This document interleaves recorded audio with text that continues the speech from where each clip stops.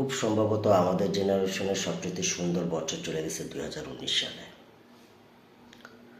হয়তো 2019 সালের পর কেউ পড়াশোনা শেষ করে কর্মজীবনে পা রেখেছে, কেউ বা বিদেশ পাড়ি দিয়েছে, কেউ বা বিবাহ বন্ধনে আবদ্ধ হয়েছে। সবচেয়ে সুন্দর বছরটাই ছিল 2019। এরপর মহামারী 2020। 2020 অনেকের কাছে, অনেকের বলতে ম্যাক্সিমামের কাছে আপনার 2020টা বিষের মতো লেগেছে। মহামারীতে আপনজন হারিয়েছে,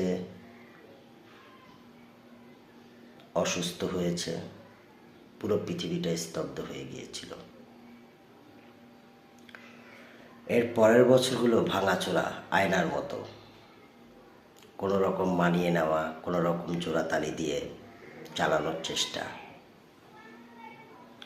খুব সম্ভবত 2020টা আমাদের জীবনকে পরিবর্তন করে দিয়েছে।